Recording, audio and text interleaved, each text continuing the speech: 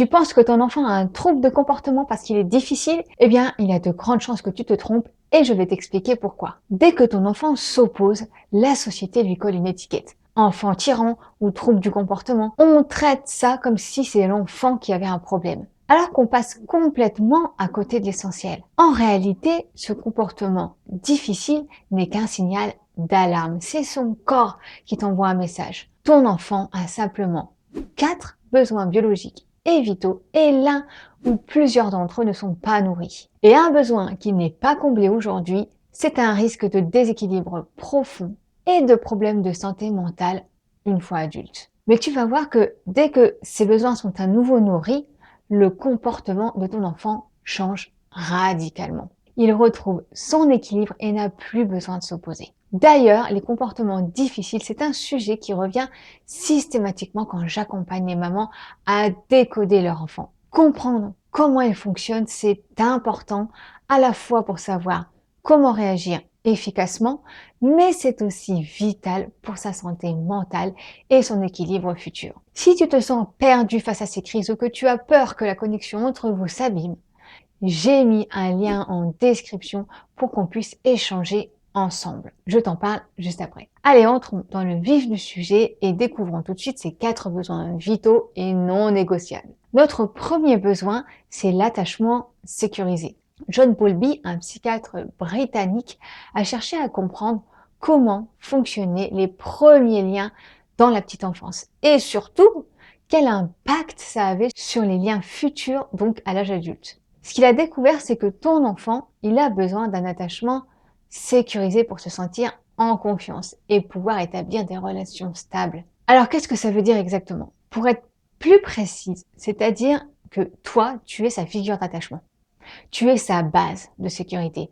Et à partir de là, quand il sent que tu n'es pas loin, surtout quand il est encore plus petit, il va pouvoir aller faire ses petites activités et quand il sent un petit peu en lui qu'il se sent en insécurité, il va revenir vers toi pour se sentir plus en sécurité et se sentir mieux pour reprendre confiance. Finalement, tu es comme son phare qui l'éclaire quand il est perdu et qu'il ne sait plus où aller. Et donc, plus il va grandir avec cette sécurité à l'intérieur de lui, plus elle va s'internaliser en lui. C'est-à-dire qu'une fois adulte, il aura vraiment un sentiment de sécurité intérieure en lui sur lequel il pourra s'appuyer. Et ça, c'est vraiment important. Le cerveau, il est câblé avec un circuit d'attachement puissant. Car sans ce lien, l'enfant ne peut pas survivre, ni physiquement, ni émotionnellement. Malheureusement, si on ne lui donne pas cet attachement sécurisant, comme il ne peut pas survivre physiquement sans l'adulte, il choisira toujours de sacrifier son lien avec lui-même pour préserver le lien avec son parent. Pour que tu comprennes bien, on va prendre l'exemple de cet enfant qui est un ange toute la journée à l'école, chez la nounou ou même chez ta mère, hein, mais qui explose littéralement dès qu'il te voit le soir, dès que tu le récupères. Et on te dit, ah bah dis donc, avec moi, il était sage. Et du coup, tu te questionnes. Et pourquoi avec moi, il est difficile? Il me teste, il me cherche, je ne comprends pas. Mais en réalité, c'est l'inverse. Il a attendu d'être avec sa base de sécurité pour enfin lâcher tout le stress accumulé. Il se sent assez en confiance avec toi pour lâcher la pression parce qu'il sait que votre lien résistera à ça. Oui, c'est souvent le premier verrou qu'on fait sauter ensemble avec les mamans que j'accompagne.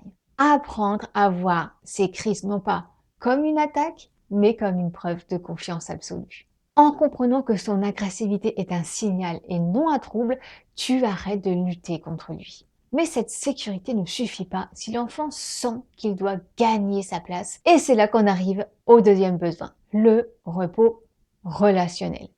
Et c'est ici qu'on comprend pourquoi ton enfant est souvent qualifié de difficile ou d'opposant. En fait, ton enfant ne doit pas travailler pour que votre relation fonctionne. Qu'est-ce que ça veut dire? Imagine la pression pour ton enfant s'il sent qu'il doit être gentil, calme ou performant pour mériter ton amour. S'il sent que ton affection dépend de son comportement, il n'est jamais au repos. Il est en alerte permanente. Malheureusement, on vit dans une société où on met trop la pression à nos enfants. On place notre amour par rapport à leur performance. On est dans le stress permanent à cause du regard des autres. Il faut qu'il soit poli, il faut qu'il soit bon à l'école, il faut ci, il faut ça. Finalement, au lieu de l'aimer pour qui il est vraiment, on l'aime pour ce qu'il sait faire. Il y a 15 jours, j'étais au restaurant avec mon papa et on a eu une très longue discussion sur notre relation. Et il m'a dit une chose qui m'a beaucoup touchée. Je me rends compte que ma relation avec vous, ça a toujours été dans le fonctionnel. Je voulais que vous soyez poli, que vous ayez de bonnes notes, mais je n'ai pas été assez dans l'émotionnel et le relationnel avec vous. C'était une réalité brutale et on est tellement enchaîné par la performance qu'on met tout ce poids sur nos enfants alors qu'ils n'en ont pas besoin. On oublie de se connecter à eux autrement que par le fonctionnel. C'est là que le danger pour sa santé mentale intervient. Un enfant qui ne vit pas ce repos relationnel grandit avec l'idée qu'il n'est jamais assez. Ça crée des adultes perfectionnistes, anxieux, qui s'épuisent à vouloir plaire à tout le monde. Moi, par exemple. Et si ce besoin n'est pas nourri, ton enfant va finir par exploser ou s'éteindre simplement parce que la charge est trop lourde pour ses petites épaules. Ton rôle, c'est vraiment de lui montrer que ton lien avec lui est inconditionnel.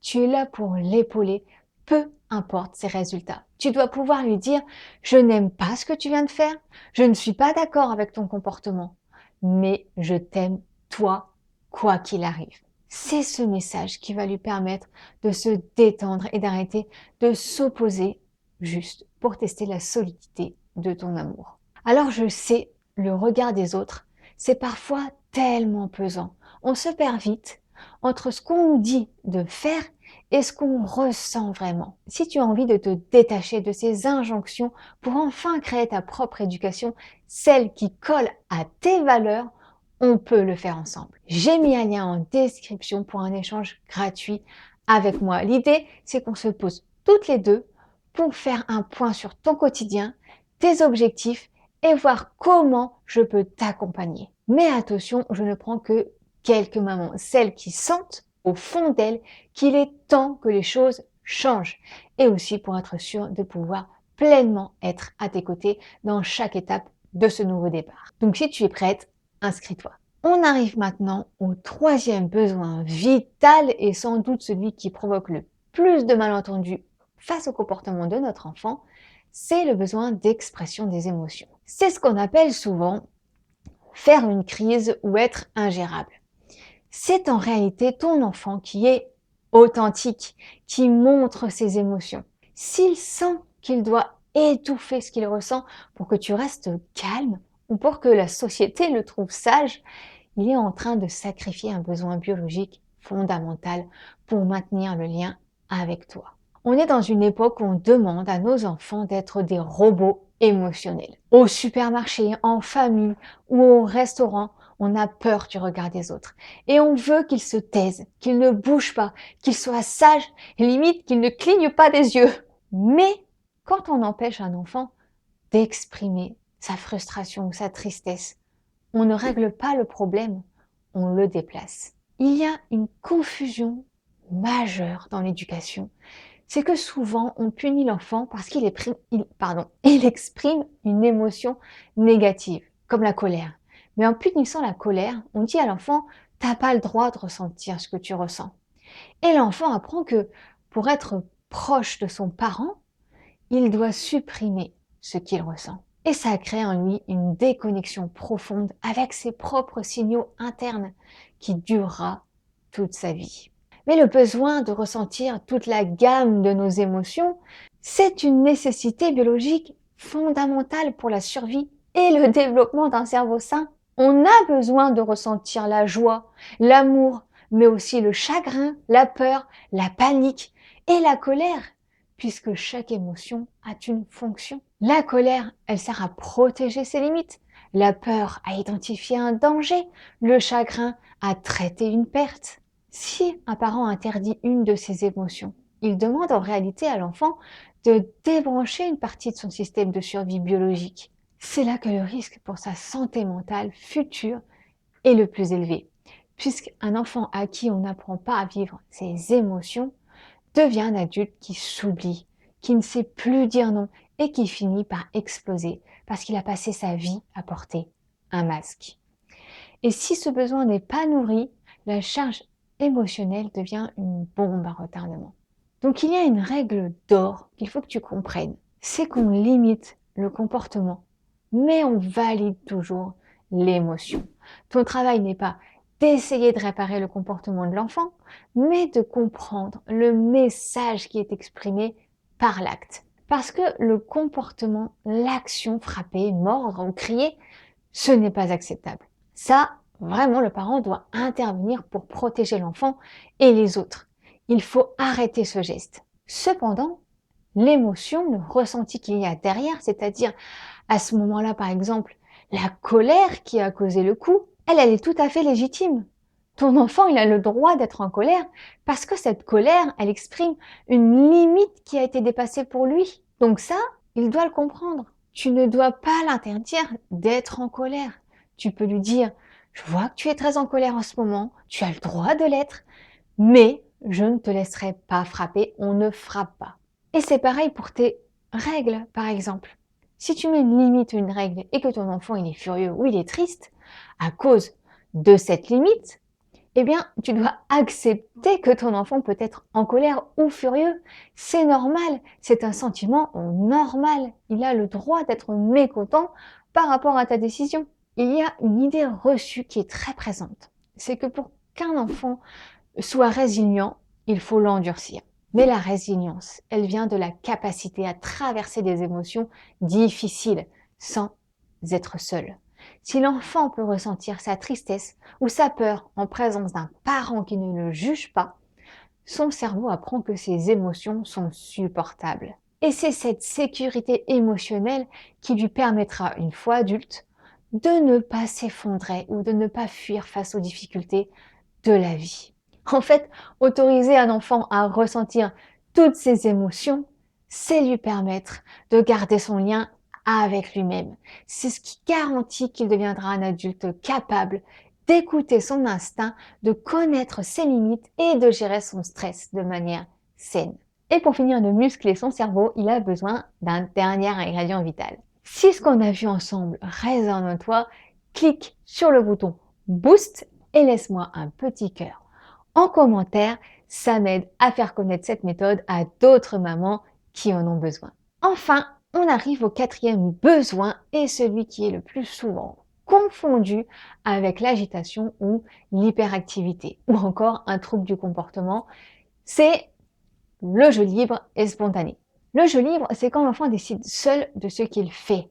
Ce n'est pas un cours de sport, une activité organisée par un adulte ou une application sur une tablette ou un téléphone. C'est vraiment l'enfant qui suit son instinct. Par exemple, il attrape un bâton, il dessine ou il invente une histoire avec ses poupées. Pourquoi dès qu'un enfant bouge et en mouvement, on le voit comme quelque chose de mauvais? Parce qu'on a oublié que pour un enfant, jouer n'est pas un loisir, c'est son travail biologique. Quand on lui retire cette liberté, on lui retire sa capacité à s'autoréguler. Le mauvais comportement que tu vois, c'est juste un besoin vital de mouvement ou de créativité qui a besoin d'être nourri. Le jeu libre, c'est vraiment l'échafaudage de son cerveau. Avant de pouvoir bien réfléchir et apprendre des choses compliquées à l'école, le cerveau a besoin d'abord d'être musclé par le jeu. En fait, quand il joue librement, il apprend des compétences vitales qu'aucun cours ne peut lui enseigner. Il apprend à résoudre des problèmes par lui-même. Il apprend à gérer l'ennui et à faire preuve d'imagination. Il apprend à écouter ses propres envies et ses propres idées. Laisser un enfant ne rien faire ou jouer tranquillement dans son coin avec 3 fois rien, c'est en fait lui offrir la meilleure école possible pour son bonheur et son intelligence future. C'est important parce qu'un enfant à qui on n'a jamais permis de jouer librement devient un adulte rigide, incapable de s'adapter au stress et qui ne sait pas comment se détendre. Si ce besoin n'est pas comblé, on prépare un terrain d'épuisement chronique. On est dans une époque où l'on veut que tout soit utile. On l'inscrit à des activités, on veut qu'il apprenne à faire quelque chose, on veut qu'il soit performant, même dans les moments de détente.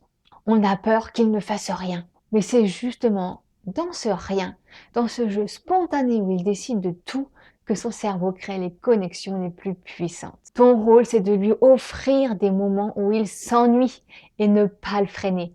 Par exemple, s'il va sortir toute ta boîte d'élastiques et qu'il joue avec, laisse-le faire. Il est en train de construire son cerveau et c'est important qu'il le fasse. Alors, laisse le stress de voir tes élastiques hors de sa boîte de côté. Tu l'accompagneras pour la suite à ranger tout ça après. Le plus important, ce ne sont pas tes élastiques, mais la construction psychique qu'il est en train de faire. En acceptant ce petit désordre passager, tu protèges sa santé mentale et son intelligence. Tu passes d'une posture de contrôle à une posture où tu sais vraiment épauler le développement de ton enfant.